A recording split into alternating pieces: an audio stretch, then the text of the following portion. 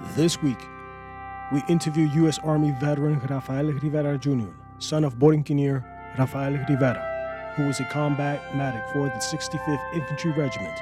This interview speaks on the challenges and issues of mental health connected to military service related to PTSD.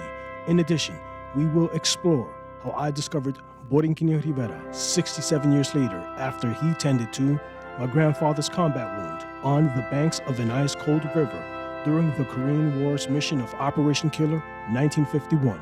I am your host, Jorge Mercado, grandson of Borinqueneer Manuel Mercado. Without further ado, we bring you the Wounded Medals episode.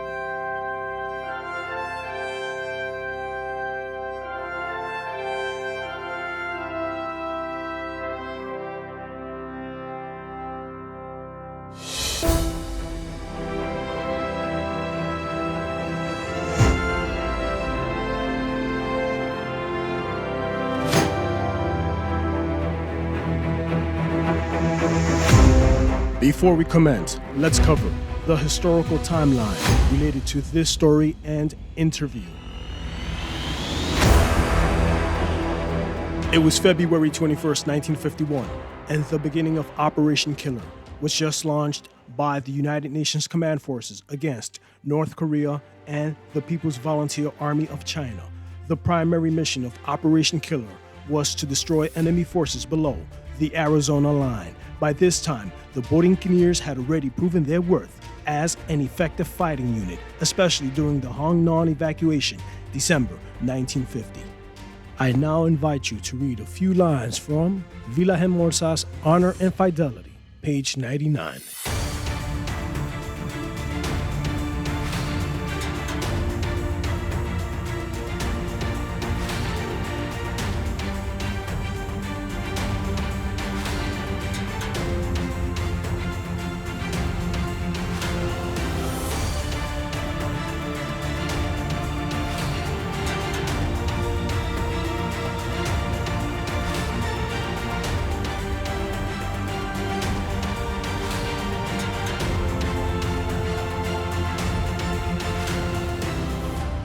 Colonel William W. Havers even wrote, "The esprit of the regiment was the highest that it has ever been since its arrival in Korea." I will now provide a summary of my story and discovery. I met my Borinqueneer grandfather once at the age of 8 in Ponce, Puerto Rico. A week later, he passed away.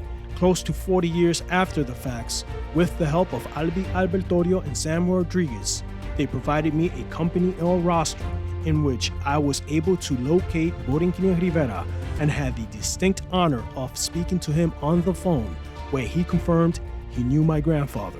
Here I ask his son, Rivera Jr., if he remembers back in 2018 when some random individual spoke to his father on the telephone.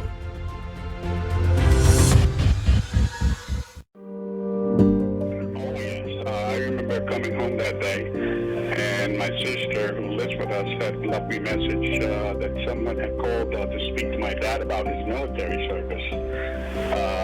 Now, at first I thought it was a marketing call, but when she mentioned the name of Mercado, I had heard my dad mention that name many times while he was going through his episodes of PTSD. So it caught my attention, and I decided to call you. And to my surprise, it did have something to do with someone he had known in the military.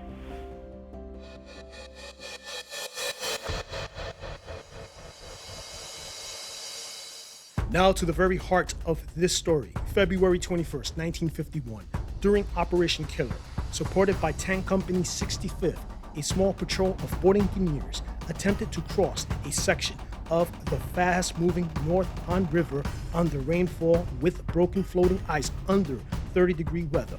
Outnumbered by the enemy and coming under heavy firepower, the patrol was pinned by the riverbank and forced back. It is here where Medic Rivera tended to my grandfather's wounds. What's fascinating, when I spoke to Medic Rivera, he provided detailed accounts of this day that was completely supported by official military command reports. Here, his son goes further into details in hearing of my family's last name and others, from the many times his father would call out to his comrades when dealing with PTSD and reason why he decided once again to return and answer my call.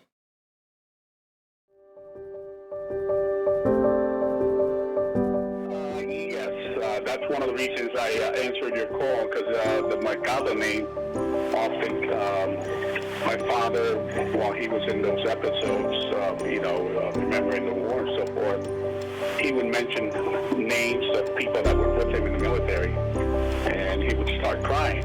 And one of the names he always mentioned was the Mercado. He would live the war all over again, and he would just start calling out names. Mercado, Gonzalez, Rodriguez. But that Mercado name it was always mentioned by him. I didn't know why, but now I do understand.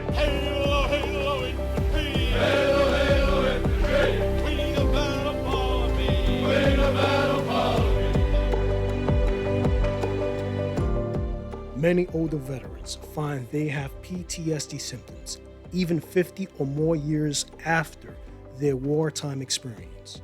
Not only do these invisible wounds affect these veterans, but also impacts the well-being of the family unit.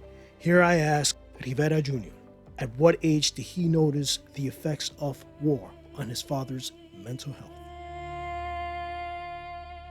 Well, ever since I can remember, since I was a little boy, I remember seeing my father jumping out of bed at night, throwing himself on the floor and with his hands on his head, telling us to take cover from the enemy. But of course, I was too young to know what was going on. But it wasn't until I was 14 years old that I started realizing that there was something wrong with him, mentally, that was related to the service. At times, he would not let us go to school, trying to protect us from something. But then again, at that time, I still didn't understand what was going on until I reached an age, I would say maybe about 5 years ago. I started to see more and more of that. And that's when I finally realized that it had to do with his service. He would relate everything he saw to Korea. My father never left Korea. And we lived that all through our lives with him. March 23, 2021, Borinqueneer Rivera celebrated his 94th birthday. Less than 2 months later, May 15, 2021, he passed away. Borinqueneer Rivera's service illustrates the valor of combat medics during the war. They are the angels of the battlefield, heroes of our heroes, who not only tend to their wounded comrades, but civilians and the many innocent children of war. Like many of his Borinqueneer brothers, Rivera was a man of God, devoted to his family, whose selfless courage and unwavering sacrifice paved the way for many others to serve. The effects of war affects every soldier different. Some find God and family and leave an exemplary legacy. Others lose their humanity in the quietude of their hidden suffrage and self-medicate. To the audience, thank you for watching the Wounded Medals episode. To the Rivera family, thank you for your service. Borinqueneer Rivera, thank you for attending to your brother, my grandfather, on the battlefield.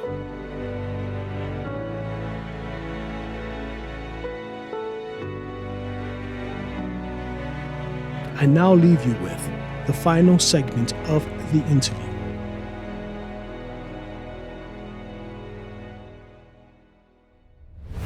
Thank you for allowing me to share this with you and your audience. And I'm pretty sure my dad is up there with your grandpa sharing stories at this time. God bless you. You're like family ever since you came into our lives. And I really appreciate everything that you have done, not just for my dad, but for all the other men that went through the same.